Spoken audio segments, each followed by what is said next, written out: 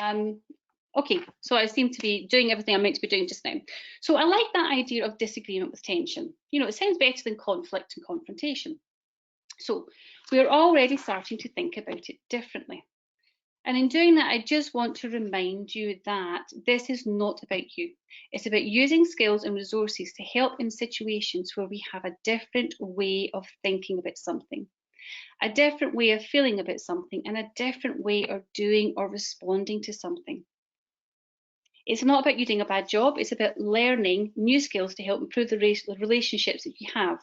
And it's not designed to make you feel guilty, it's a resource to help you feel empowered to take positive action. Guilt can often get in the way of being that parent who out-persists the child. And I want you to make what you hear today about how you can do an even better job. I want you to really believe that you are already. So when we are inside the problem, it isn't as easy to come up with a different solution. So we are caught up in the details of something, and so we do not notice what is important about the thing as a whole. We can't see the wood for the trees. So there is no right or wrong way of parenting. As a parent, you are a role model to your child, and ultimately it's up to you how you do it. Now take the bits that make sense to you and use them. You know your home and family unit best, so use what works best for you and disregard the rest. You're a great parent already because you are here tonight giving up your free time. You are taking action to help the problem, and that's the first step. I know NLP for Parents isn't designed to help parents change their children, but it is designed to help parents change and elicit new responses from their children. And more often than not, the best way to do that is to change your own reactions, your responses and behaviours. Remember, children learn by modelling the people they spend most time with, the ones they love and care for the most. So let's think about this conflict that arises instead as an opportunity. So when we disagree on something, it is based on our own goals, our own values and our own beliefs. And these are what we have learned in our life from when we were children into adulthood. So yours will likely be different to your child's because they're still learning and they're developing their own. It's not always as simple as an argument or a fallout. Rather, it's about what happens right before the argument. It's what it is you both disagree about before the name calling, the shouting or the hitting out begins.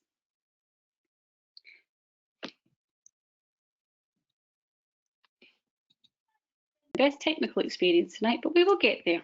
We will get there. So, we want to think about things differently. We want to think about it as an opportunity. So when we look at an opportunity rather than a confrontation, we are starting to look at it differently because different disagreements are a way for us to open our mind to new ideas, communicate how we feel, listen to what is being said, find those creative solutions that are going to help us and understand behaviour patterns and unhelpful behaviours. The parent-teenager relationship is a great example as there are so many inherent opportunities to disagree.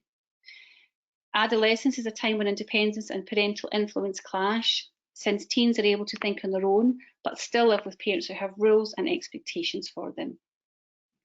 They don't necessarily hold the same beliefs and values as their parents, because we as parents have had time over the years to learn their own, and their goal to have fun and do it their own way, because they know better, and it conflicts with the parents' goal to keep them safe. So let's think about those belief statements, values and goals. So first of all, we want to look at some common areas for disagreement. Now you may resonate with this, some of it may be really familiar with it to you. Time spent gaming, this is a big one that I'm hearing a lot about with the families that I'm working with. We're on the online world, everything is online, even school. So a lot of the children are spending a lot of their time online and a lot of that is spent gaming.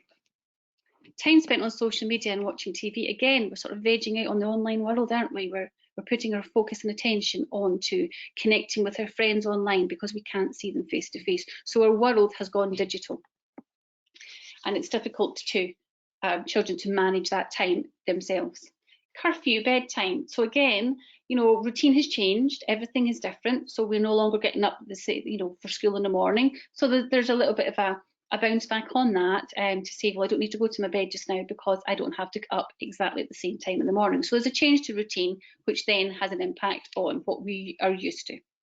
Being asked to tidy your room. I think probably every parent can resonate with that.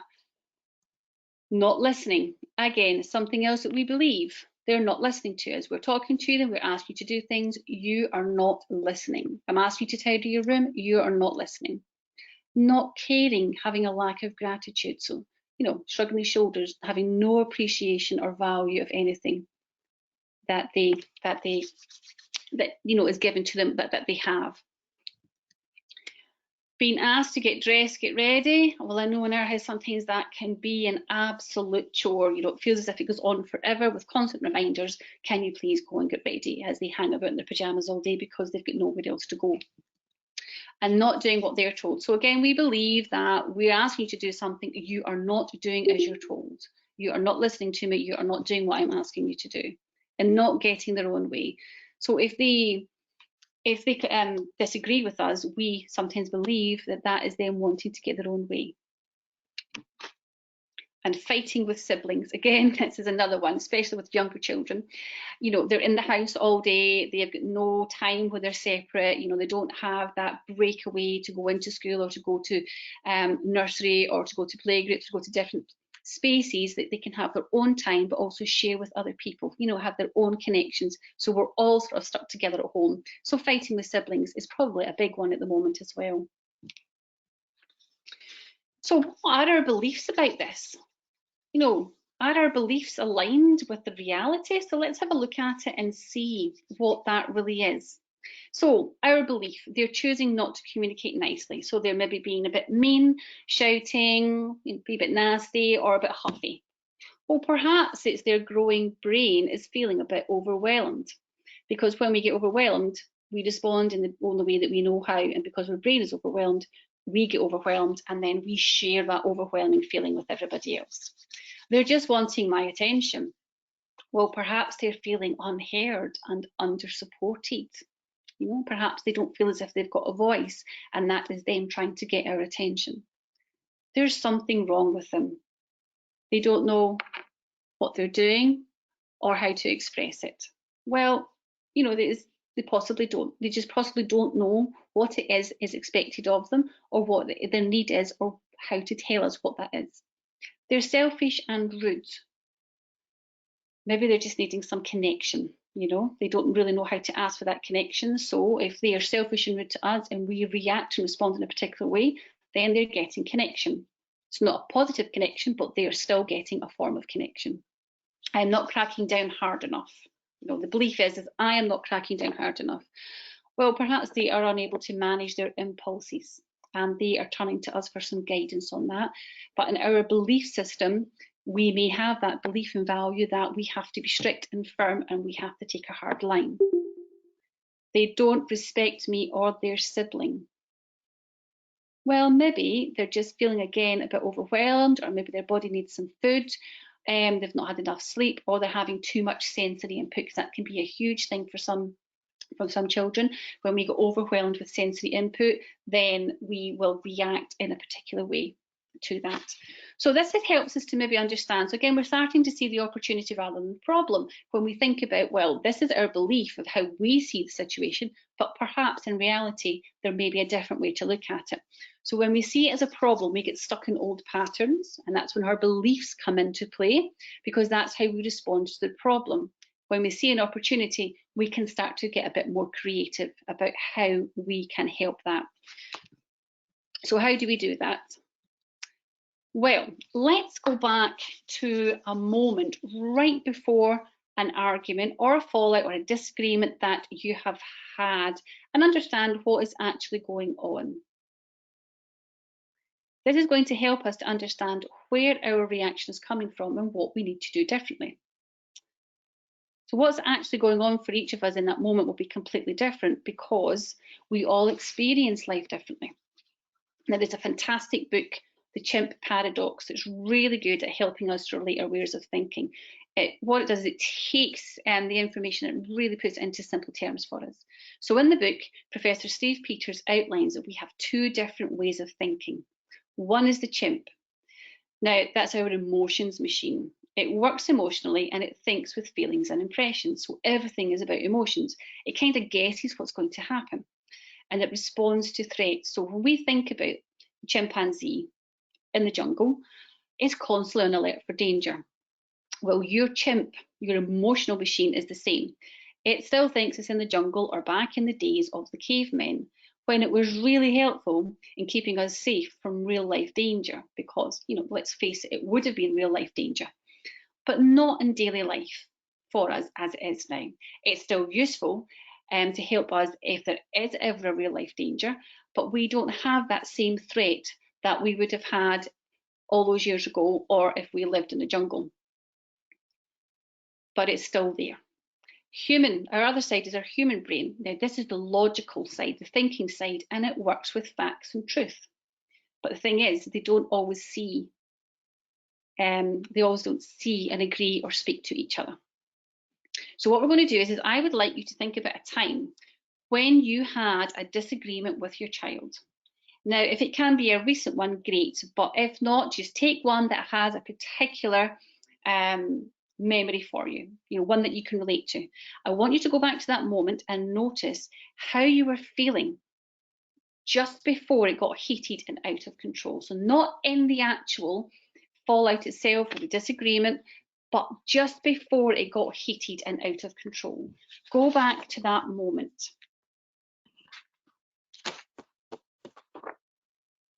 And what I want you to do is I want you to notice what's happening around you in that moment. What is happening around you? Where are you? What's happening in the room? What's happening in the space? Is it noisy? Is it quiet? Is it busy? Are there lots of people? What is happening? What is happening around you? I want you to notice how you're feeling at this moment. Are you feeling calm, upset, angry, annoyed, frustrated? How are you feeling? And as you notice how you're feeling, notice your posture. What is your body language? Are you standing up tall? Are you sort of closed over, trying to avoid? What is your posture saying to you? What is your posture in that moment? And how are you behaving at that time? Now, we've not gone in to the actual disagreement yet. The disagreement has started, but we've not gone into the heated stage. So how are you behaving at that moment? And what do you believe about the situation? So we're going back to the beliefs that we spoke about there. What is our belief against what possibly is the reality of the situation?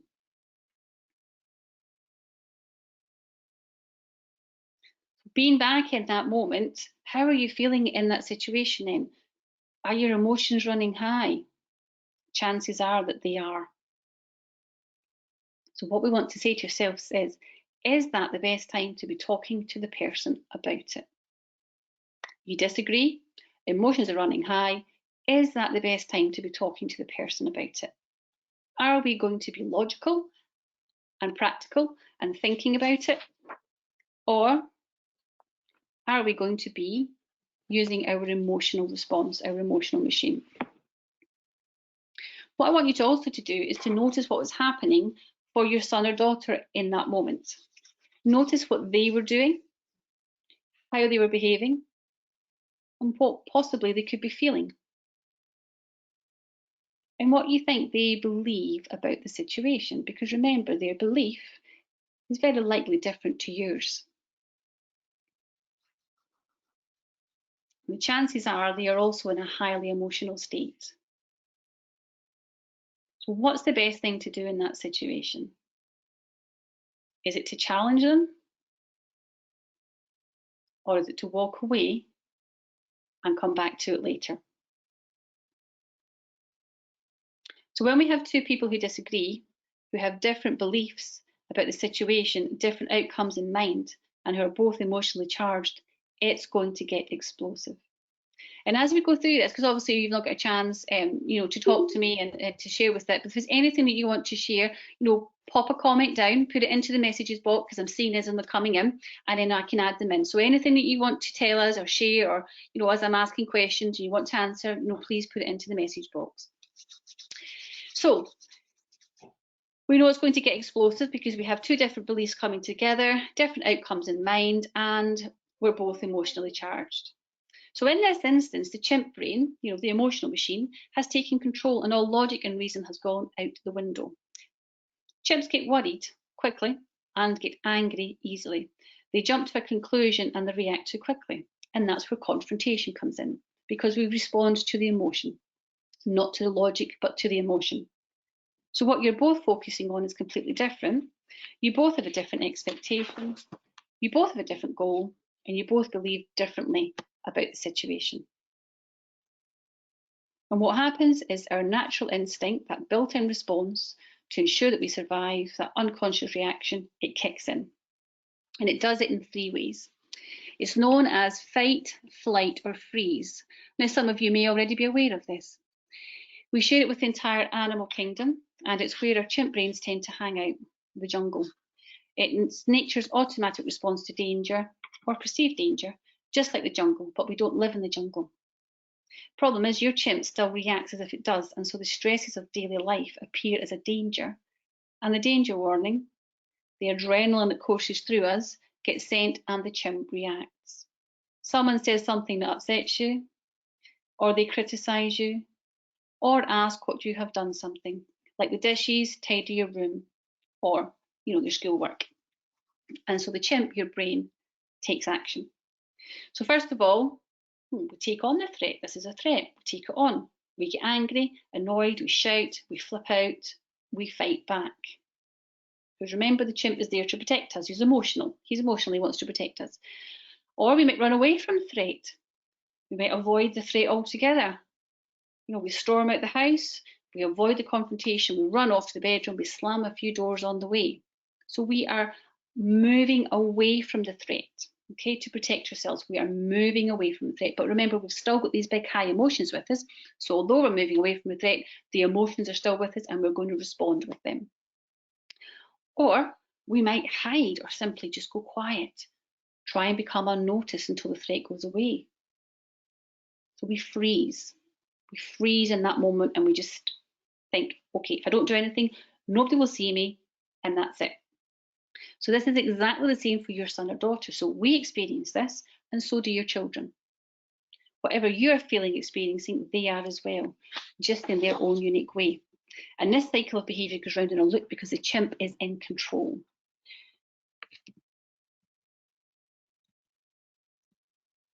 Now, one important skill for handling disagreements is keeping calm when feelings are running high. The feelings themselves aren't the problem. It's good to be able to recognise them, acknowledge them, but their effect on our brain and body can make it difficult to think creatively and communicate clearly because the chimp has taken control. So anyone who has ever been angry or upset with a friend or family member knows it can be hard to keep listening when you don't like what the other person has to say. We don't always feel like being curious about their perspective when it's different from ours. And if we're feeling hurt by someone else's words or actions, it can be difficult to be generous. All of these challenges can block our willingness to try and be friends again. Because we want to be friends with a child. We want to parent, but we want to be friendly with them. So your child feels this even more intensely. So you might be thinking of yourself as an angry parent. Well, actually, maybe you're a parent who is instead feeling sad, tired, unappreciated, worried, overwhelmed, burnt out, lonely, judged, maybe a bit out of control, disconnected from life. Maybe you are a parent who has put too many expectations on themselves and perhaps you're placing too many on each other. And when we feel overwhelmed, the chimp is going to take over. This is exactly the same for your children. Remember, whatever you can feel, so can they. Whatever you experience, so can they. So your child looks to you for guidance. They learn from you. They mirror you. If you're feeling anxious, worried, chances are they are too. Kids are great at picking up on our emotions. So we want to slow everything down, pause, break things down into smaller and manageable pieces. Why make it hard? Let's make it easier on you both. So one of the first things we have to do is change our own reactions to get a different result. So let's take an example. You've asked your son to tidy his room 3 times. The first time you asked was in the morning, then a short time later, and then after dinner. You walk into his room and it's a mess and he's playing video games. What do you do?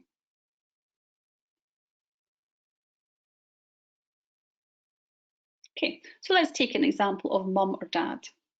Okay, why can't you just do as you're told? I'm not asking for much, just some appreciation. It's my house, my rules. You never listen and you just want to spend all your time playing video games. Well, I've had enough.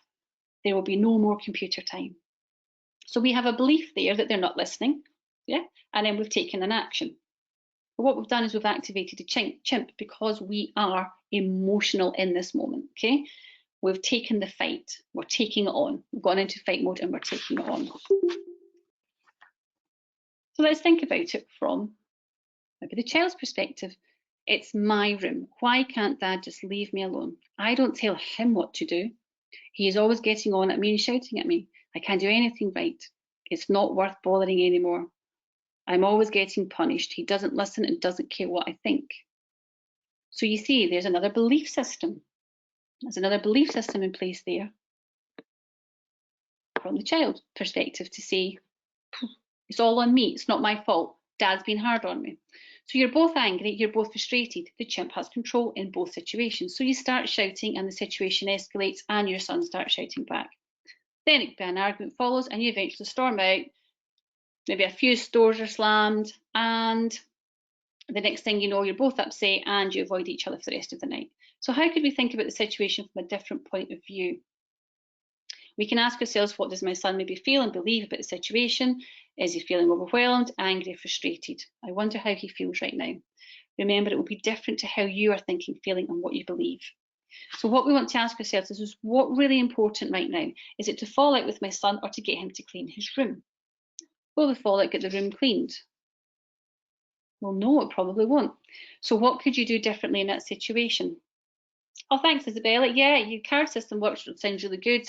2 yellow warnings and then a red card, consequences to their choice. And that's a good one because we're going to come on to consequences further down. And that's a good way of using consequences and a very visual reminder, which is another thing we will touch on. So unless there is a threat of danger, there really isn't going to be any urgency in that situation. When we are stressed and overwhelmed, we're going to respond with emotion. So let's change the signal. Let's cancel the danger signal before we flip out to a message of safety instead. When we feel safe, we feel trust and calm. We want the logical brain, thinking brain to take over. But how do we do that? So let's go back to the scenario. Okay, you've asked your son to tidy his room 3 times. The first time you asked was in the morning, then a bit later, and then after dinner. You walk into his room and it's a mess and he's playing video games. What do you do? Well, if you're feeling angry, you could take some time aside, pin down what that feeling is about, even if you're in the middle of the conversation with them. You might even need to take a break so you can work out how you're going to deal with your feelings. It's not always easy and it is going to take some practice. You've got to be kind to yourself and your child as you learn better ways of dealing with disagreements. But what can you do to help this? Okay, so you can pause. Okay, when we hit pause, just like the TV, when we hit pause, it stops it in the moment. So we pause and then we wait a short time to speak to the person or before we continue to speak to them. We breathe. When we are in chimp mode, our heart rate accelerates and our breathing becomes shallow. When we change the rhythm to a regular breathing pattern, it sends a new signal. And the thinking brain comes back into play because it sends a signal of safety. And when we feel safe, our logical brain can then step in and take back over. And then we step away. We remove ourselves from the situation, from the actual emotion, and we give the brain thinking time. We aren't accepting or giving permission to the actual behaviour or the situation, but instead we are neutralising it. And we're giving ourselves time to switch from chimp to human brain. We're giving ourselves time to prepare what we want to say. And when everybody's feeling calm, you can then go back and talk about it more rationally, and you can see the opportunity and change the outcome. Remember, we want to be thinking about it differently. Now, how do we get from danger to calm? Now, did you know that 1 minute of anger weakens the immune system for 4 to 5 hours? It's another reason why we don't want to be stuck there. So high emotions, anger is a high emotion, isn't it? Adrenaline gives us energy. So energy to run or fight. We can divert that energy to use positively, and there are lots of practical ways to do that. When we have lots of energy, practical things are very, very useful.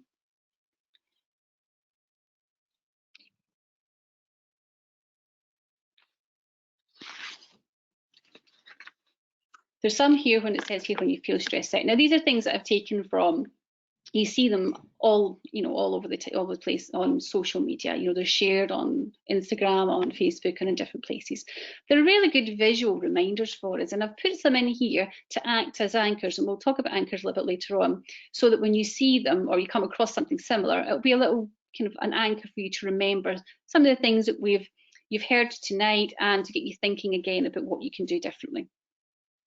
So this is a good example. So there's lots of different things here, and a lot of it is geared towards children too. So it's good for you to work on this together, because when we have a shared experience, then we respond to it better and we learn more. But simple things that we can do is we can draw or colour it. It's a really good one for children. If they feel they're in an angry state, if they get pencils and they draw and colour, it's a really good way of distracting that energy and that attention away. Listening to our favourite music is a fantastic way of just, again, refocusing the brain so that we are moving away from the high emotion and we're moving on to something different. We're giving ourselves time. Reading, we could just go and read a magazine for 5 minutes. Again, it's just refocusing the brain away from the emotion and the intensity of what was happening. Okay, so there's lots of different things that we can do, lots of practical things. One way to do that is to ground yourself with your senses now. Senses are very important because life around us, we take in through our senses. And when we get overwhelmed and we get emotional, a lot of that, chances are we've taken it all in through our senses. So we want to use the senses in a really positive, helpful way. And we do this with a 5, 4, 3, 2, 1 grounding. It's a great technique to share with your children, and it's a great one for yourself to help you refocus the mind in the heat of the moment by distracting your attention away from what it is feeling as being a threat, and lets the thinking brain come back in. It's a transition way to help us move from one emotional state to another, and lots of practical exercises work that way. So we use our senses. So laughter is another way. But the grounding exercise is, you see 5 things that you can see, 4 things you can feel, 3 things you can hear, 2 things you can smell, and 1 thing you can taste. Okay, so when we ground ourselves away from feeling the high emotion, we're less likely to want to confront that situation. So we move away from it. Another one to do is laughter. If we can move ourselves away from the situation and we can find something that's mutual that can bring us back together, laughter is a good one. 1 minute of laughter boosts the immune system for 24 hours. That's a fantastic way to reconnect. Now we want to break things down. So we spoke about expectations and breaking things down. So sometimes we can expect too much of ourselves, and we mentioned that earlier. So what we want to do again is ask ourselves, what is the most important thing? So let's say homeschooling as an example, big thing at the moment, big expectations on us as parents and also our children on homeschooling. So what's the most important thing? Is it making sure that your daughter is calm and feeling okay? Or is it making sure your daughter does the work that has been set by the school and meeting the deadlines, even though it's extremely stressful and it's causing lots of arguments every day? As a parent, you might be feeling judged if the schoolwork isn't done, or you might believe that all the other parents are managing, so why can't you? Believe that if you don't do the schoolwork, your daughter might fall behind in school and not be able to catch up. Or you might believe it's expected and therefore must be done. Think about it from your daughter's perspective. They might be feeling overwhelmed, confused, a bit uncertain about what is expected of them. They might start to believe that they're not good enough because it's not working, it's causing lots of arguments. Or they might be feeling stressed and anxious about their future. So again, we want to ask ourselves, what is the outcome I specifically want here? So depending on what that is we can take the bigger problem, because that's becoming huge and we want to chunk it down into manageable steps. So when we see a problem, we get overwhelmed thinking we have to fix it and we have to do it now and we have to get it right. That's when anxiety creeps in, because Chimp then takes over and sees it as a danger. So if we ask ourselves, what am I focusing on? What can I do to help? And what can we both learn from this? Now, this is another one that you might have seen on social media, and I think this is a great visual to show us how daunting something can look and how on the other point it can look quite easily. So we have a ladder leading to the same place. One is broken down into small steps to make it easy for us to climb up. The second one is rather big steps, and you can see that the person can't actually even reach them, so it's not really achievable. So we want to make sure that when we're working through problems together, that we have these disagreements, that we're understanding them and we're breaking them down into small steps. You know, the disagreements are coming from moments where we're emotional and we're perhaps feeling overwhelmed. Well, there's a problem there. So if we can break it down into one small step at a time, see it's schoolwork, make it more manageable, make it easier to achieve. You know, keep everything small and simple. One small achievement at a time will get you there quicker than feeling overwhelmed by having to do everything. So we can apply this to anything pretty much. So let's say at home, my daughter is focused and organised and works really well with following the timetable structure that the school have given out. Without this, she would have uncertainty around what was expected and what to do. But for her, this acts as the manageable steps for her. My son, on the other hand, gets overwhelmed with the timetable. Okay, he sees it as being too much. All the different subjects, there's too much information. He's got to read through everything. He's got to move through different areas. He's got to watch stuff. And as he says, and as he believes, he's got to teach himself. And so we have to chunk it down and focus on just one subject today, because if we don't, he gets angry. And if he gets angry, he can then push the buttons on us as parents, you know, because we then get emotional too.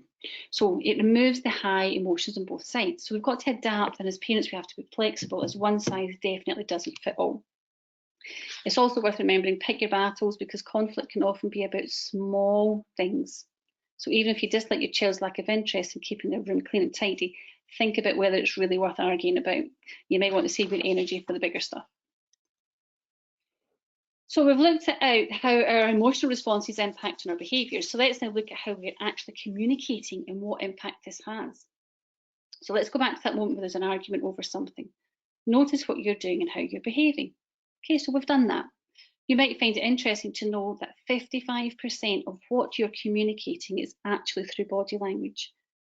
So what is your body language actually saying? 38% is tone.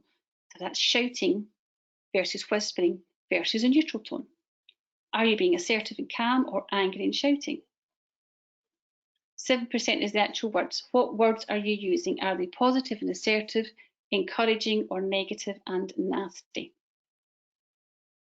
So in the moment of the actual disagreement, and when things have got heated and we've got that conflict situation arising, let's look at different scenarios. So we've got some visuals there to help us get this picture in mind. So are we perhaps looking down, towering over them while they're sitting and looking up? We've got our arms crossed, we're pointing our finger at them, we're tense, we're angry, and we're aggressive, and we're loud and shouting. So think about how that might look and feel to them. It might seem threatening. At this point, the chimp has taken over because you're in a high emotional state, and so you approach it in fight mode.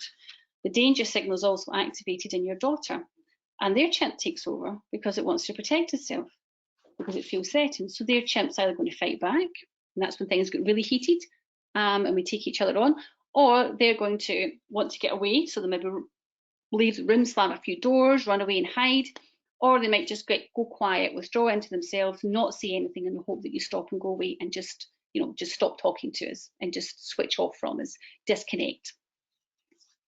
Another scenario is are they looking down on you? Are they towering over you? And are they tense, angry and aggressive, screaming and shouting at you? Think about how that might make you feel. Will you feel confident and relaxed and ready to talk rationally? Probably unlikely. So instead, your own chimp will be screaming danger, wanting to protect itself, and therefore you might then engage with them.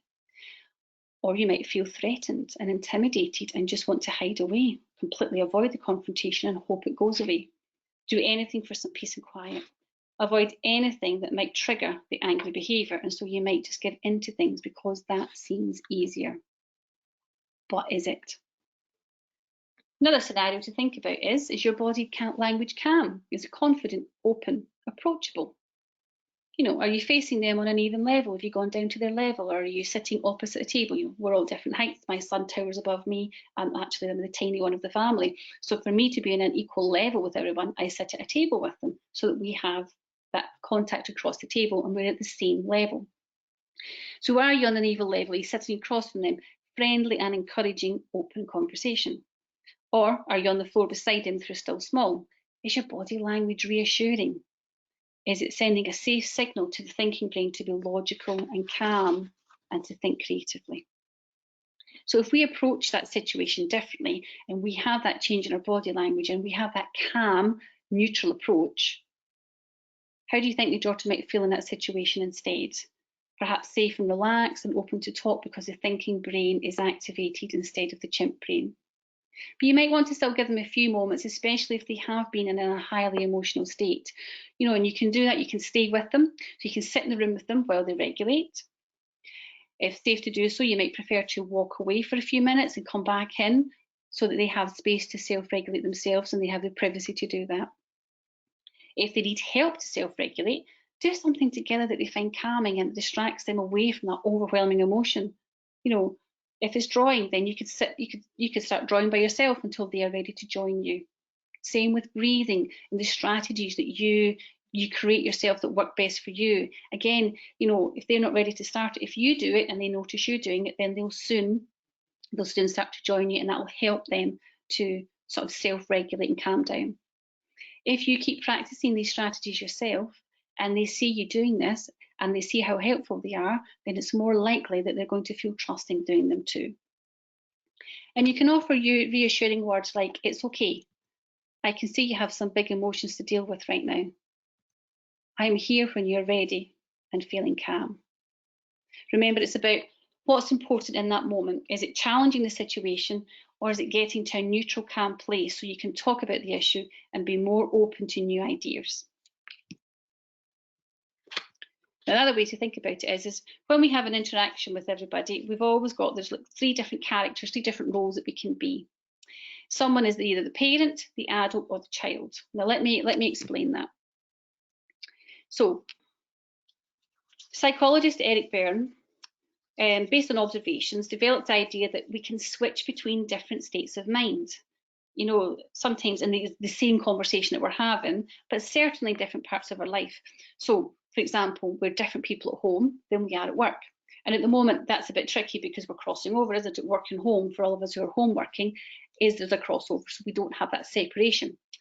Now, what he found is that these states of mind sort of aggregated into 3 types, which he named parent, adult, and child.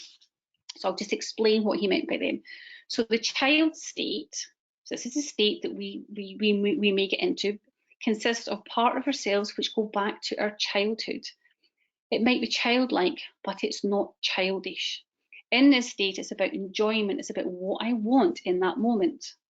And because it's an emotional thing, it's likely going to be the chimp brain. The parent state reflects the influences that we've had over the years from our own parents, from teachers, bosses, so on, all those authoritative figures that we've come into contact and had an influence on us. And it's where our beliefs have developed. And there's 2 functions there. So the first one is to enable people to be better parents themselves. So we learn, we take on suggestions, we learn things, and we say, I'm going to use that because I'm going to be a better parent as a result. The other is to enable many responses in life to be automatic so that we don't have to make lots of different decisions. So it's just like, well, that's the way it's always done, so we'll keep doing it that way. And you will do as I say because it's my decision and that's the way we do it. So it stops us from having to think and make decisions. We just have a sort of generic automatic way of dealing with things because it's what we've learned and it's what we believe. But it also has a function, the adult state is where we hope to be as adults. It's us dealing with everyday life, it's adults dealing with us in life. It's also got the function of regulating the activities of the parent and the child. So it's like kind of mediating between them. It's finding the middle ground. So when we recognise the different roles and characters that we play in a different situation, because remember, we're changing all the time, then we can reset and allow ourselves to think differently. And when we want to reset, we pause, we breathe, and we step away. And then we come back as the adult, calm, logical, neutral, confident, and authoritative.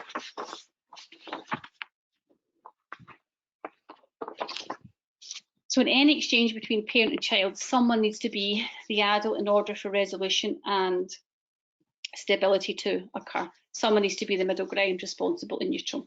So if we think about these scenarios again, so scenario one, we were looking down as a parent, we're towering over them, while they're looking up. You know, we've got that angry, aggressive, we're shouty and we're loud.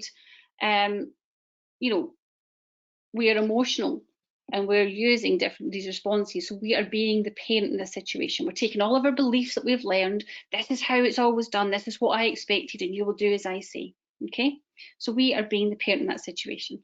Scenario two, where the daughter is looking down on us, they're towering over you, they're tense and angry and aggressive, and they're screaming and shouting at us.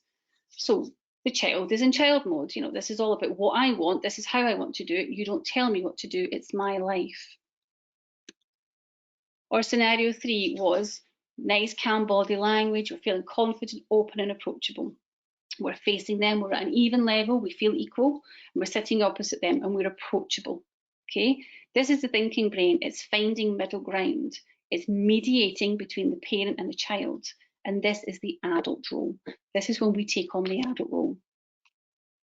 We're finding solutions and we are calm and in control.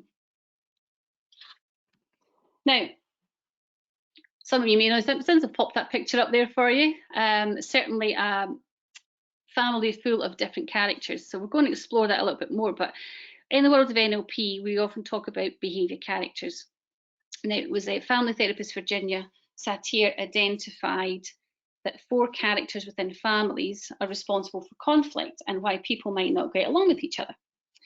She also noticed that there's one that can be used for resolving conflict and bringing everybody back together. So we use these categories as behaviour characters to help people identify with the different behaviours of people they know and find in themselves. And when we understand the different categories, we then helps us to deal with situations and people differently. Now, as I say, I put the Simpsons up here because the best way to depict this is through the Simpsons. In fact, you'll notice them as we go through different characters, but you won't notice one in particular crosses quite a few, and you probably know who it is.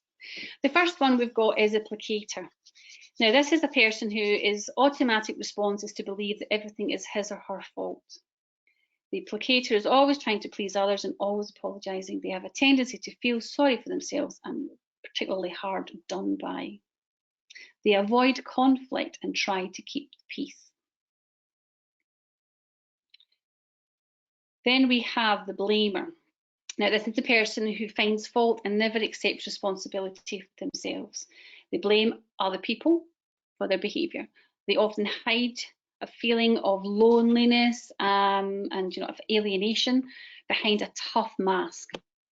They are more likely to initiate conflict and can be loud, angry, and finger pointing. When we're in the blamer and we're in this place, we are in emotional. We're responding with our emotions, and Chimp is in control and blaming the other people. We're taking on the fight. Yeah, we're taking on the fight. And you might recognise Homer a lot in this. Blames everybody else for everything that happens to him. Then we have the computer. Serious, focused, and super reasonable, but takes a very detached view of everything with no emotion and can really often rationalise anything and everything. It's always thinking and evaluating, and it sets the frame as logical and considering. They tend to have no emotion and they tend to have limited contact with those around them. And Lisa kind of tends to fall into this sort of category. We then have the distractor, always changing the subject, never answering a question directly. The distractor feels ignored and will often interrupt to be noticed. They seek attention, and it's often to compensate for their feelings of loneliness or inadequacy. And rather than positive action, They use a range of emotions from anger to guilt to either avoid an issue or manipulate how others feel. So they often use a range of behaviours from blamer, computer and distractor. So they're avoiding, they're blaming, and they can be disconnected. So we've got Bart, who is definitely the distractor, but we've got Homer, who again crosses over onto that one. We have the leveler. Levelers have emotional balance and can relate to all kinds of people. They're congruent, calm, solid, confident, and authoritative. The character can be used to resolve conflict and bring people together. Their response is the most effective behaviour for solving problems creatively. So that is us going back to the adult. When we spoke about the child, the adult, and the parent, that's us being the adult, the mediator, the person finding the middle ground. And obviously that is Marge with the bright blue here.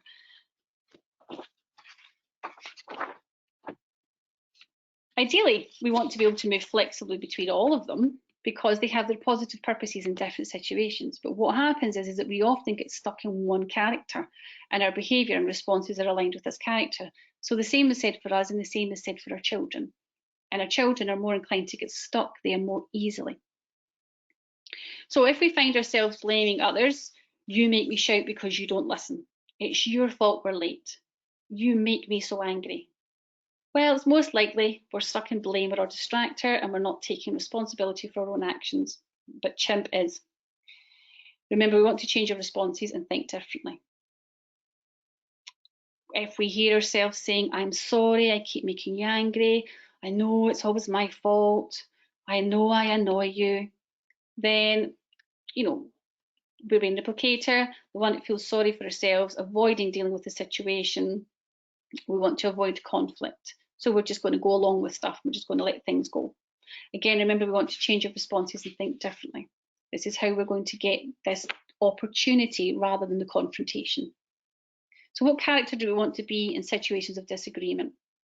Do we want to be the high emotional one, or do we want to pause, breathe, step away, and come back as the logical one, the leveler, neutralising the situation, finding logical solutions, using our thinking brain, being the adult.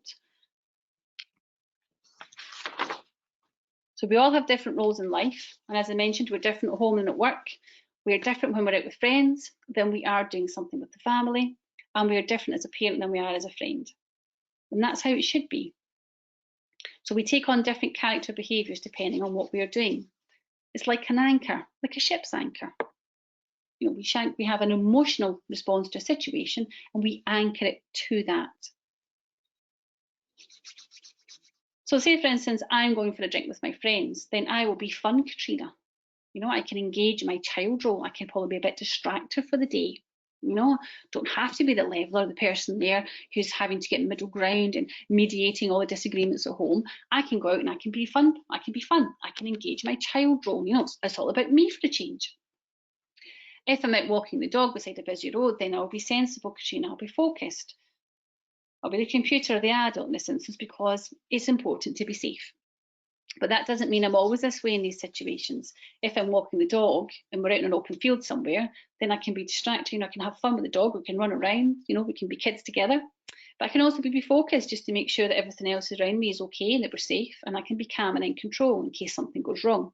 So I can be the child and the adult roles at the same time. So we can often fall into traps of always being the same way around our children because that's how we believe it should be. Well, I'm the parent. I need to always be the parent. I need to be teaching, disciplining, and making sure they become responsible adults. This is how I must behave when I'm around my children. It's the expectation we put on ourselves. Well, yes, we do, but also we don't. We can still have fun. We can have a laugh. We can be children together. We can be serious, we can be focused, we can do both. We can connect with our kids and get much more positive reactions from them by disciplining alone. But how do we keep the balance? Well, we have boundaries. We introduce structure that gives us clear message on what is expected in that time and space. So let me explain. In life, we have anchors, like a ship's anchor that I mentioned, but for us, these are usually emotional responses to events. The event stirs an emotion inside us and the way we feel is then anchored to that moment in time. Okay, and when we remember that moment in time, or we come across that event or that situation or that thing again, it stirs up those emotions again. So it's a natural trigger for an emotional response. Your alarm goes off in the morning, and that's your trigger to get up and get ready for work. It's a trigger to start the day. And that's fine, you know, it's usually a neutral feeling. But what if you haven't slept well? You're going to feel tired. You might have something to do that day that you feel uncertain about. Boss is coming in, you've got a presentation, a bit like I'm doing tonight, you know, you're going to feel different. So you're going to have a different response. So you're going to react differently than how you usually would. If someone shouts at you, you have a different response to someone speaking in a natural, level tone. You're more inclined to listen if the tone is neutral and friendly. And you're more likely to get wound up or scared if someone is shouting. If someone smiles, you feel different to say someone staring at you. Smiling releases the feel-good hormones. So we also have different emotional responses to different spaces at home. Okay, we anchor these emotions to different spaces in our home.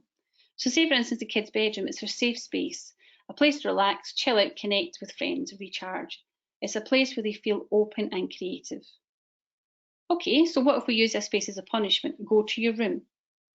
It might instead become a negative space to them and start to cause problems with sleep and relaxation and some anxiety. They might refuse to go to bed, kick off, cause a scene. Then we have confrontation again. School may now be in their safe space as we expect them to do their schoolwork, you know, maybe at home, their desks in the room, and that's where they're doing it. So it might be confusing for them. It might be stressful. They've got no way to switch off, relax, chill out, because that space is now their learning space as well. So they might withdraw, get angry, refuse to get out of bed in the morning. They might have sleep problems or spend all their time on video games trying to escape, you know, because the chimp wants to just avoid what's going on around him. Their chimp is going to go into overdrive to protect them because it sees it all as danger. And guess what? We're going to have confrontation again because they're not doing as we asked them to do, and they're not doing the things that we believe they should be doing.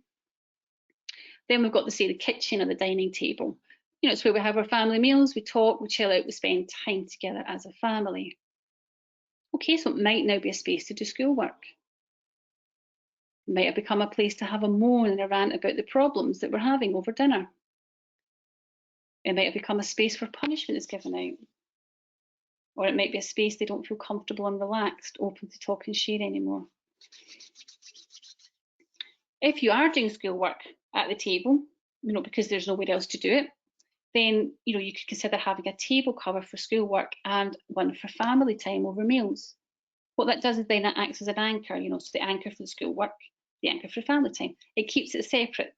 And as long as we're consistent, so we have to be consistent, then it helps you to avoid the showdown at meal times or school time because they now have a clear visual expectation. So the yellow table cover is for dinner. The blue table cover means it's school time, and it keeps them both completely separate because in life, children need that. They need to understand what's expected and they need to have separation and they need our guidance on that. So again, if we put things like this in place, then it can work to avoid the confrontation that could possibly come out of that situation. Another one is the naughty step. The place for punishment can lead to a young child not wanting to go to bed because that means crossing the naughty step. And to avoid going to bed, your child might start making a fuss, shouting, refusing to go, crying, just letting it all out. Because their chimp has kicked in to protect them from a place of danger, the naughty step, and they have to cross that naughty step to get to their bed, and they don't want to go to the place of danger as what they see it. So the loop begins, and then it goes round and round in a loop because we react to the emotion, to the belief that they are just kicking off and refusing to go to bed. We don't realise that they're actually protecting themselves from crossing over the bad place that is the naughty step. So we can create positive and negative spaces in our homes, and we can turn positive to negative and negative to positive. When we create clear spaces, we know exactly what's expected. We just have to think about what we want that space to be. What do we want it to achieve? So it'd be useful to have a think about emotions that might be anchored to places in your home. So think about, where does most of the conflict take place? The arguing, the fallouts, the disagreements. Is there a pattern? Are you noticing a pattern? Is there places that you could anchor instead? Could you remove them away from that situation so that they have a different reaction? So when you're speaking to them, move them away from that situation. If something comes up, move them away from that situation so that they have a different response. What you could do is in a time when you're both feeling relaxed, maybe go for a walk or a chat. That's the best time to have a chat about a problem, especially when we're in the car. It's kind of neutral. And what happens is we tend to feel free to talk about things because we're away from problems and we don't really have any expectations on us. So the car is a really, really good place to have these conversations. We also have physical anchors. Now, a physical anchor is a physical touch that is associated with a feeling. So it brings an emotional response, a frame of mind, happiness, confidence, safety, trust. So a reassuring touch on the shoulder. Yeah, it's reassuring, makes us feel better. A hug makes us feel loved and cared for. A squeeze of the hand, safe and reassuring. For some children, teenagers, they put their hood up. Now that's a physical act. Putting your hood up makes them feel safe and reassured. Wearing headphones, again, put the headphones on, they feel safe and reassured. It's a physical act, it's something that they're doing to help them feel better. Driving to a place that you both enjoy, there's no real expectations, it's something that you do. Sharing memories and have a laugh when you're out walking and you're doing something physical, yeah? So we all have these anchors, but we also have negative ones. Scratchy clothes can be a big one for kids, especially younger kids, as they aren't always able to tell us what the problem is, yeah? So the chimp communicates with them because scratchy clothes are a danger. A hard squeeze of the hand, if they're acting up and you're feeling stressed, you squeeze a wee bit harder because you believe this will keep them safe. Or you give them a gentle nudge, which to them feels like a shove, because you're feeling a bit stressed out and they sense this, so it feels even more intense to them. Or making them put their jacket or shoes on. They're upset, you have to get somewhere, you're running out of time. All the emotions are then kicking in and they're associating that emotion with putting the shoes on, putting the jacket on. So the next time we come to put the shoes and the jacket on, guess what? There's a kick-off because they have remembered that time when it happened and they have association with that negative feeling. Kids that put their hood up to make them feel safe, if we make them put their hood down because we believe that that's what they should do, you don't put your hood up at the dinner table, you take it down, we're making them do that. Writing is another strong negative anchor for lots of kids, and it causes lots of kick-offs with schoolwork, lots of kick-offs. And maybe shouting and telling them off in the car on the way to school. School then becomes a bad place because they don't want to go to school because the car is the anchor, and then they have to get into the car to go to the school. So you can see how things are linking together with the anchors. One small thing can cause a big ripple effect on what's happening around about us, and then all of a sudden we start to see changes and we start to see a kick-off and confrontation in areas, and we think, where did that come from? What's happening here? What's changed? And it can be something very simple and very small. So when we start to notice what we're doing, then we can start to look at the bigger picture. Now, we want to be very specific in our communication. Kids don't always hear what we say and can find it overwhelming, especially when we've got lots of information. So keep it simple. Give them one thing to do at a time and one task at a time. Okay, that helps to avoid confrontation. Keep it simple, one thing at a time. If we give them too much to do, then they get overwhelmed and then they kick back and the fight, flight or freeze kicks in again. Visual reminders work really well, especially for young children. Isabella mentioned one there about the card system, like in football. 2 yellow warnings and a red card. It's very visual. They know what's expected and they know what the outcome is. If the red card comes up, there's a consequence. Okay, the yellow warning cards are the countdown. So a really good example, Isabella. Thanks for sharing that. So they're really good anchors so that our children know what to expect. Teenagers, you can encourage them to use a diary or a visual weekly schedule, and that helps them to plan their time themselves and take a bit some responsibility and ownership for what they're doing. Planning when they need to be somewhere, what do they need to do, when do they need to leave. And above all, give them time to process. I always suggest the 5-second rule works well. So when you ask them something, count slowly down from 5 in your head before you ask them again, or give them a different question or information. Okay, that gives us time to process the information. It gives us time to take that information in and make sense of it. When we just keep information, information, information. We then don't have time to make sense of everything, and we get overwhelmed and we go into overload.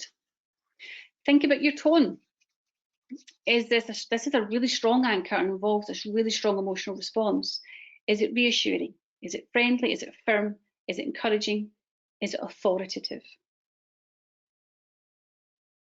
Is it harsh? Is it tense? Is it loud or angry? Or is it quiet, whispering, and lacks any depth? Because that will depend on how your child responds to you. Okay? If we have confidence in what we're saying and we are encouraging, but we are assertive and we are authoritative, then your child will respond to you. If we're quiet and whispering and there's no real depth behind it, they're not really going to take us seriously. And if we're shouting too much and we're aggressive and angry, then they're going to get threatened, feel threatened, and they're going to go into that defense mode, and then they're going to sort of kick back on us. Another thing we want to do is we want to say exactly what you do want from them, okay? So if I say to you, don't think of a tree, you're most likely going to think of a tree. So we want to make sure that we say exactly what we do want, not what you don't want, okay? So, for instance, if your child is late, if you say to your child, don't be late, chances are they will be late because what is late? Don't talk to me that way. Well, what way would that be? How do you want me to speak to you? Or, you need to do this. What exactly do I need to do? Or, I want you to spend less time on the computer and more time doing schoolwork. Okay, so what is less time and what is more time? So we have to say exactly what we do want. So instead we could say, dinner will be at 5:30 p.m. Please make sure you're home by 5. I want you to do whatever it is now, and then whatever it is after. So they have a clear instruction. You do this now, then you do this. I respect you have some big feelings to deal with right now, but that's not an acceptable or respectable way to talk to me. We can talk again when you're feeling calmer. So that is giving them, it's acknowledging how they're feeling in the situation, it's giving them their place, showing respect towards them, but it's also telling them that it's not acceptable and you're not willing to accept that behaviour right now. So instead you're going to choose to walk away, and you will talk about it with them when they are feeling calmer. So we want to be very, very specific, and these are good teaching moments for our children. If we respond with the anger, or if we give a confusing message, then it's going to lead to that confrontation, because our belief system is going to be different from them. What they believe we ask them to do is different from what we're saying, unless we're being extremely specific. So always be specific with what you're asking. Agree the boundaries together so that you both know what is expected. And I can't stress enough the importance of expectations. Agree the consequences, both positive and negative, rather than punishments. Again, go back to what Isabella said there about the red card system. Now, kids can relate to that. So we react more positively to something we believe we can achieve than to being punished for something we can't do. Consequences don't need to be bad. There is a general consensus and people believe that consequences are bad because usually the consequence leads to an outcome that is not helpful or it's not something that they want. But consequences are about helping them make good choices and having the benefit of the good outcome. So rather than reminding them that they aren't getting it right by punishing them, they'll be motivated in different ways. And that's why reward charts aren't always successful.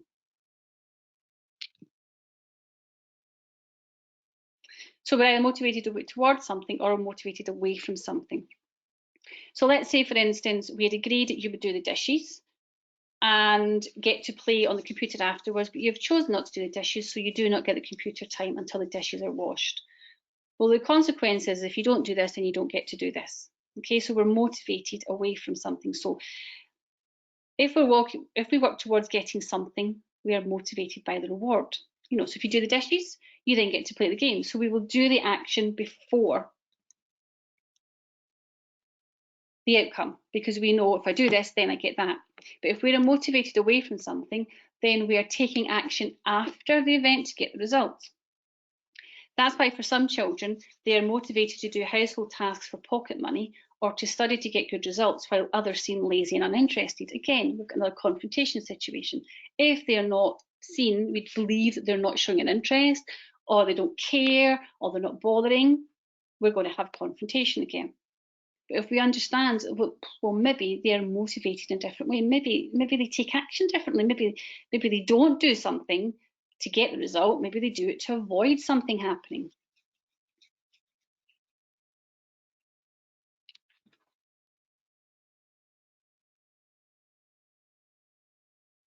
So thinking about that, understand from your child, how do they respond? How do they take action? Do they take action before something for a reward, or do they take action after something because they want to move away from something that didn't work for them?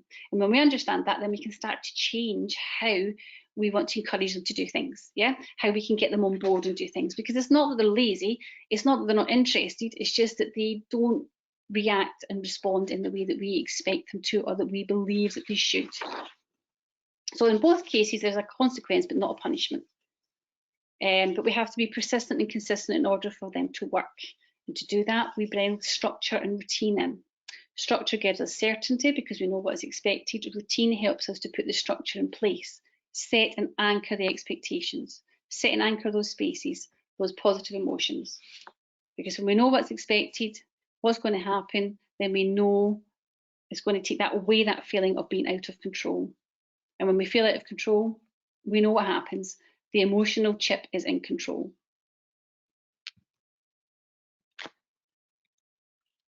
So routines and boundaries are very, very important.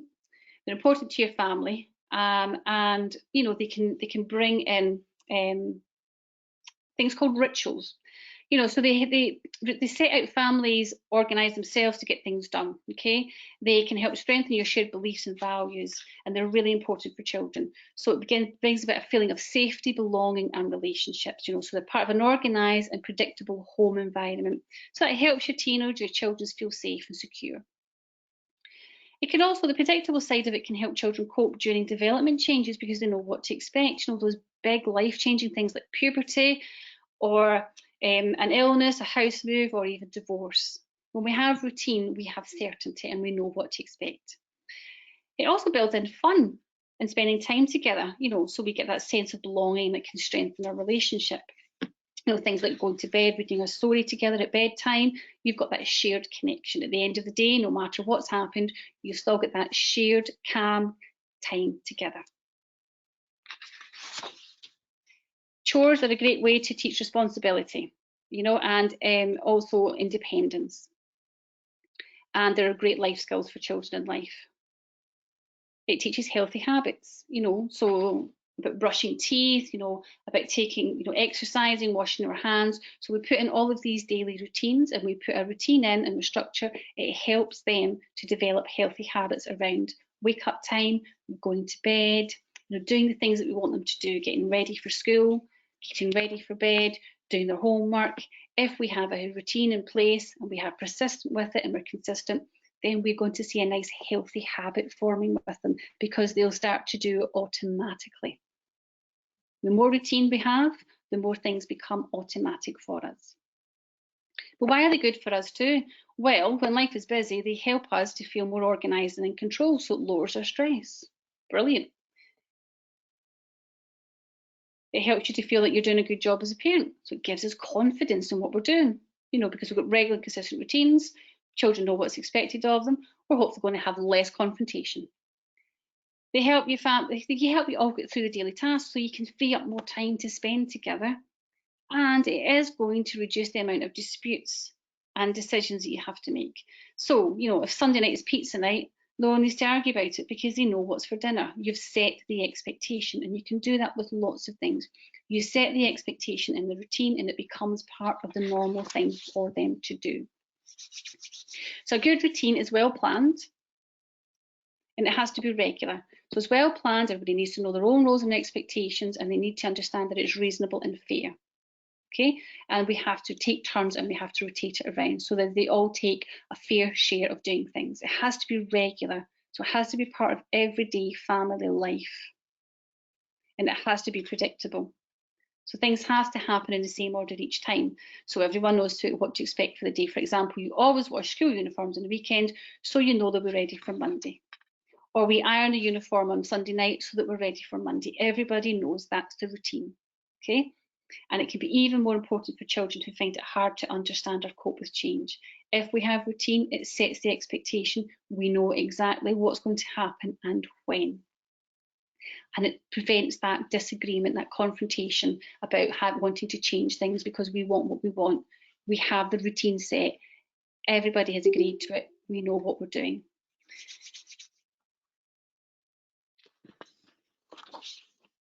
Boundaries are really important as well. Good family rules are positive, specific, and easy to understand.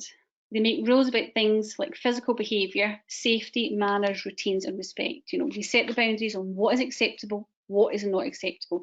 That behaviour is acceptable, that behaviour is not acceptable. And when we have these boundaries, again, we have expectation. We know what is expected of us. We know what's acceptable and we know what's not. We know how far we can push the boundaries. And it's good to know how far, as a parent yourself, you should know how far is your boundary going to be stretched, because they will stretch it and they will push. So how far are you willing to stretch it? Set that boundary in place, know what your maximum limit is, and then when they get beyond that, what's going to happen, so that you have prepared the consequence in advance. You know what your response is going to be. And be flexible, because rules will probably need to change as children get older and your family situation changes. Okay, negotiation is a big key one as well, a huge key one. So let's think about breaking of these rules. So, for example, we've got these rules in place with boundaries, but what happens if somebody breaks them? So Sue breaks the rules by coming home late from school. Okay, so mum will respond in a different way. So mum might respond by letting your child's behaviour go. It might help you avoid the conflict with your child, but your child might get the message that there's no point in following the rules. Another option could be you respond to rule breaking by reminding your child of the rules and being firm about consequences while showing understanding. This can work well, especially if you stay calm. Or we can make a big deal of it. We can let the emotional chimp in. You might decide to be strong and assert your authority, and you might decide to take that fight on. We have to be careful, because we might alienate our child or send mixed messages. So we've got to remember, discipline isn't about punishment, it's about guiding children towards appropriate ways to behave. And it's about agreeing and setting appropriate limits. Remember those limits, how far are we going to push the limits, and helping them behave within those limits. So we have to teach them and we have to share with them. If they push the limits, we have to share what they've done. We share what was expected and what they did beyond that. We have to tell them what's acceptable and what's not acceptable. And these skills will become something that your child will take into young adulthood with their own standards of appropriate behaviour and respect for others.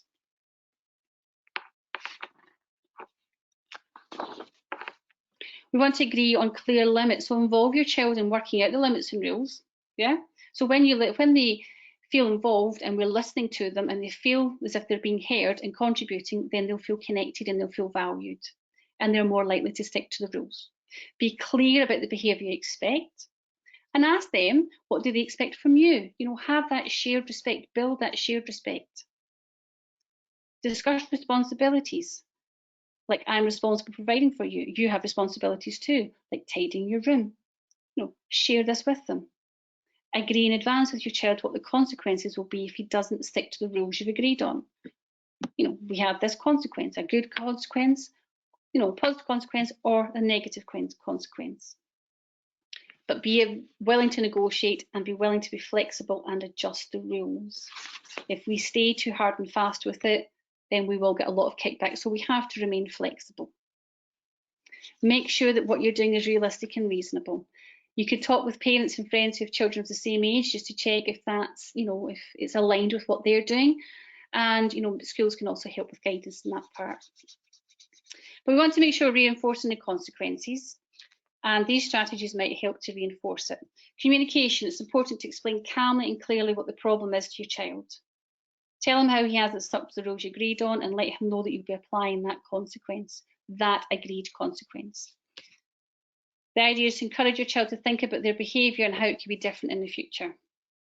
And talk to them about the agreement you had and what you think should happen. Get them involved in the consequence. What do they think should happen?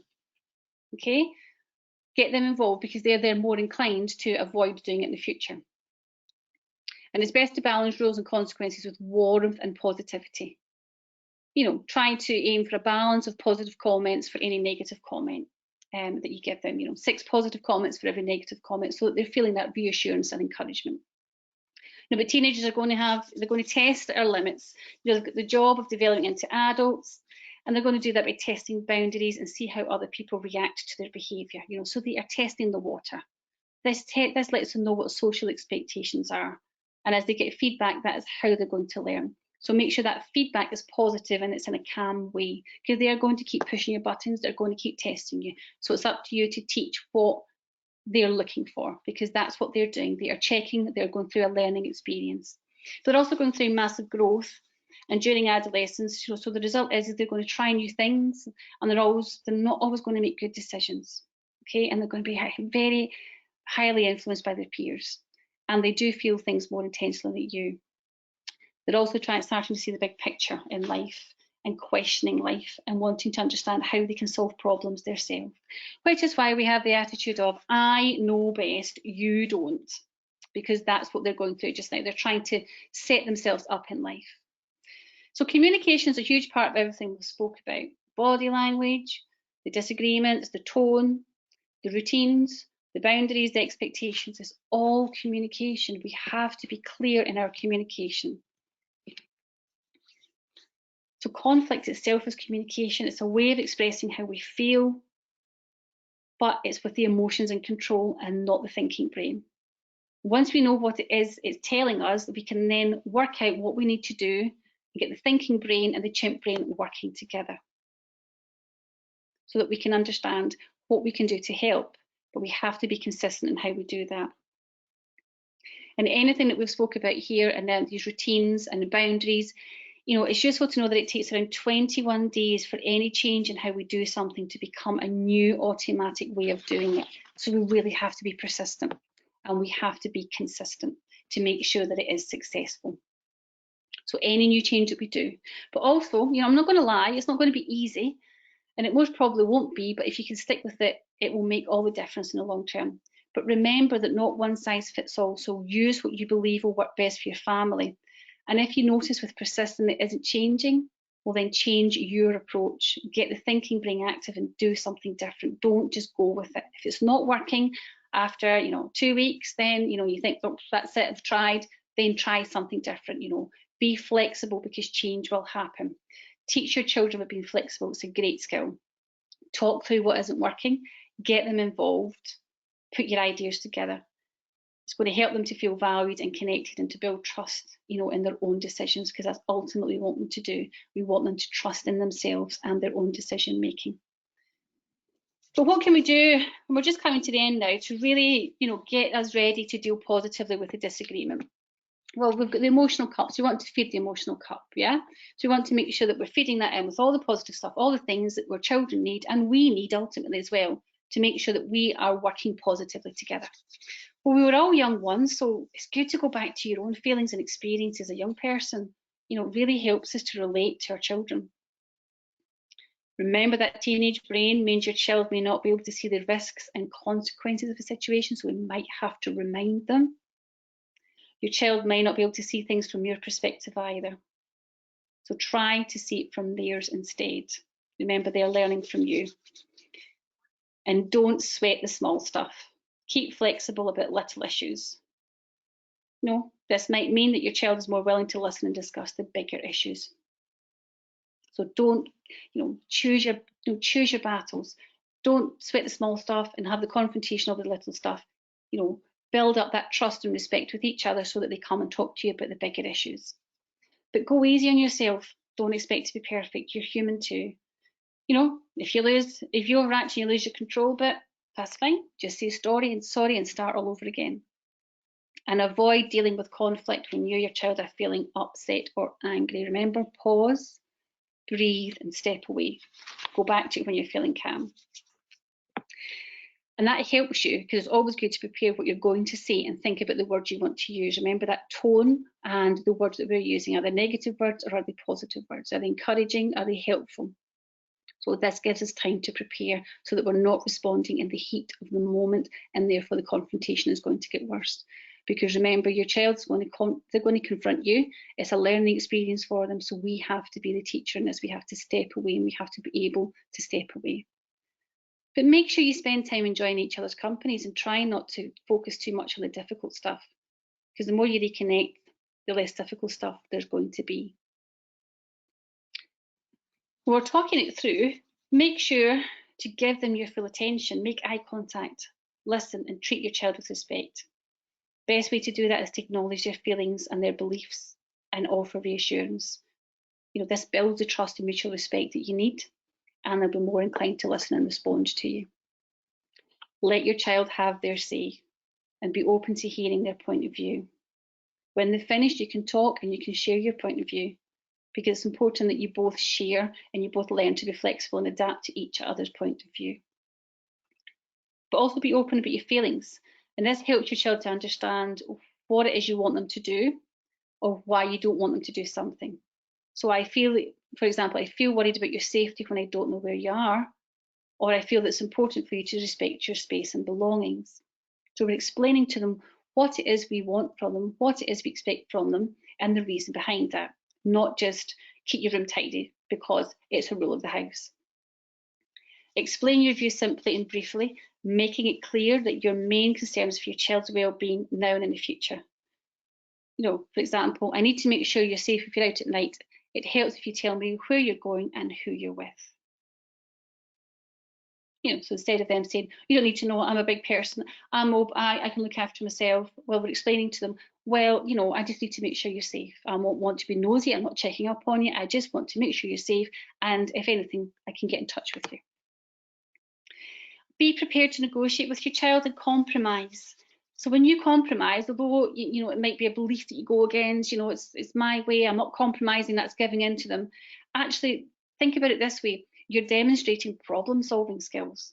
So your child might want to paint their bedroom black, but you absolutely hate the idea. So a compromise might be painting one wall black and two walls in a darker colour.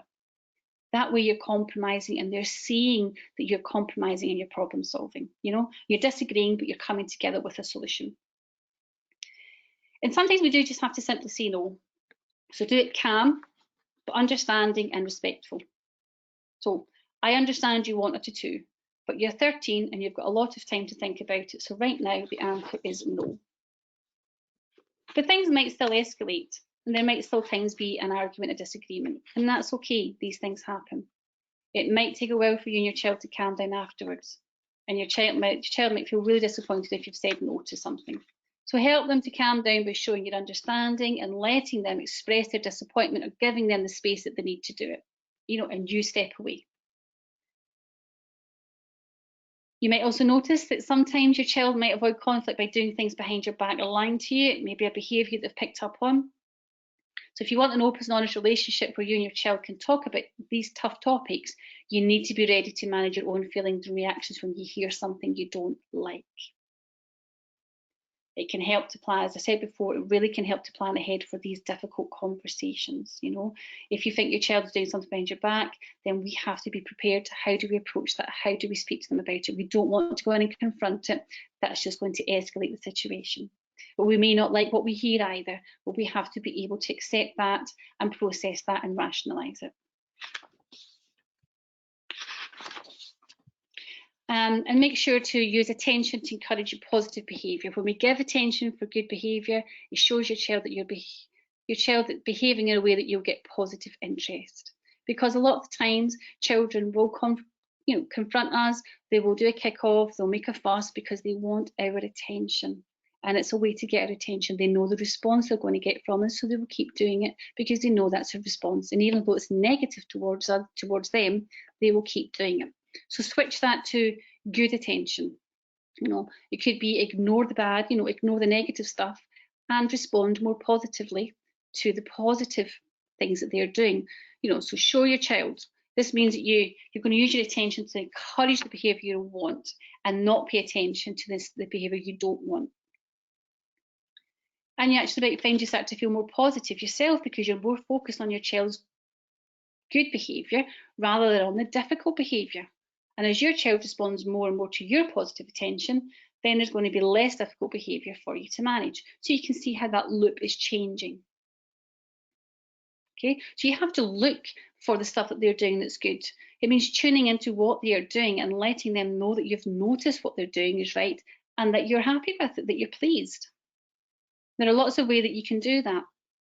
And we have to do active listening. We can do the physical affection and gestures that we spoke about, those anchors, the touch, the reassuring touch on the shoulder, the hug, the holding of the hand. There's lots of different things.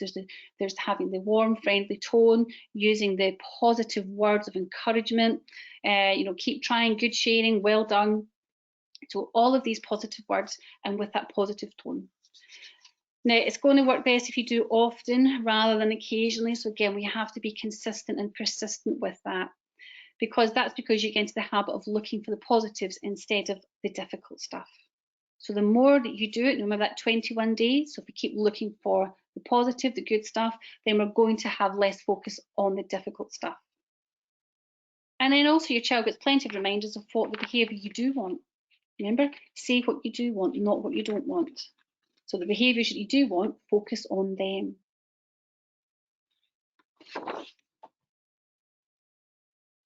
Your child's not always going to behave in ways you like, so the trick is to pay more attention to the behaviour you want and less to the behaviour you don't want. You could use planned ignoring and consequences to show your child this behaviour isn't okay without giving them too much attention. So look at those consequences, the positive and the negative.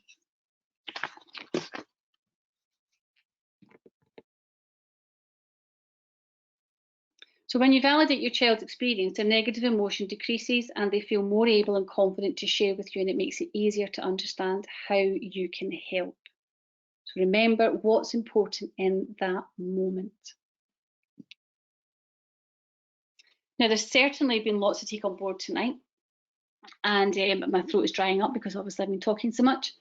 But lots of the approach we've taken tonight is to show you about how you can change confrontation and think about it as an opportunity for you to change your own reactions, which in turn will cause that domino effect, and then you'll start to notice the change in your children's responses and reactions as well. And then about all that communication, because a lot of the time confrontation is a result of communication and having too many expectations on each other, too many expectations on ourselves, and that feeling to be perfect and then becoming overwhelmed. So there's lots of strategies that you can talk about. There's lots of different ways that you can do. We've touched on some of them tonight about thinking about anchoring around a place, but you will find those strategies yourself that will help you as a family at home. Once you start to look for the positive behaviour, once you start to focus on the behaviour that you want, once you start to say it as you want it, say exactly what you want from your child, manage those expectations, be clear, be simple, and be specific with what it is you expect from them, and ask them the same of you. What do they expect from you? Make sure that you've got that respect with each other and that you're working together. There has certainly been lots to take on board tonight, and you're all going to take away something different. Obviously there's a lot of information we've shared with you. If you'd like to, what we've shared tonight as an article, with some top tips to take away with you, then please leave a comment and we can arrange to get that to you in the next day or two. Remember, find what works best for you and your family and forget the rest. Because like it says here, Papancha, the countless generation of pointless thoughts, mental I can't even say it, proliferation, when one thought leads to another, then another, then another, then another, and then we start to get overwhelmed. We don't want that to happen. So just take what works for you and impart the rest, store it away. And don't let the chimp take control. So this is the conversation with your inner chimp. Me, I want to do many things today. Brain, you can pick one. No, I'm fairly certain if I just manage my time responsibly, I can do all three things. Brain, you know what? Now we're going to do none of them. Okay, so we're avoiding, yeah? So we've switched off. Remember, we breathe, we do our grounding, 5, 4, 3, 2, 1, and we step away.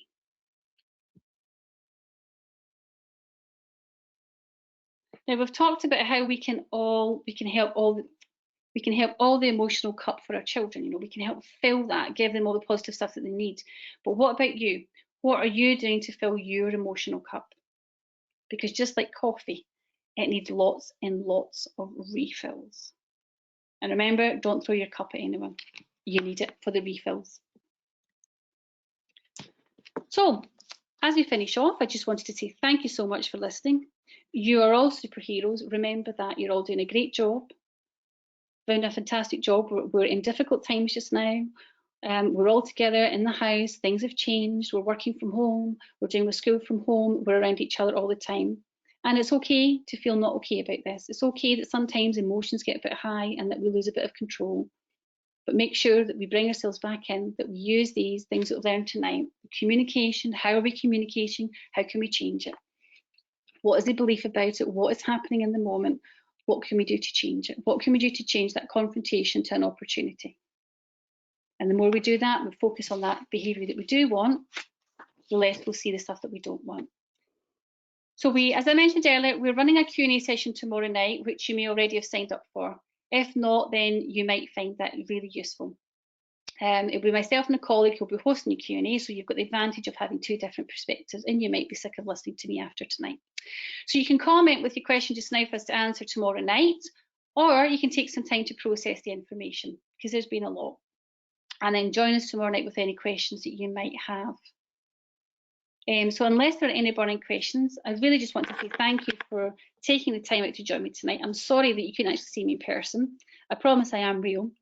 And I hope it has helped you to think about positive actions that you can take to start thinking about confrontation as an opportunity and a chance to reconnect and learn with some of the strategies we have covered.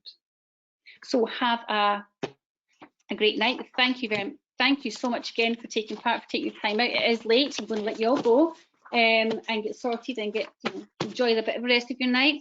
If you do want me to send some top tips over, because there is a lot of information there, then just let us know and we can get that over to you the next day or two, and hopefully I'll speak to somebody tomorrow night. Okay, thank you.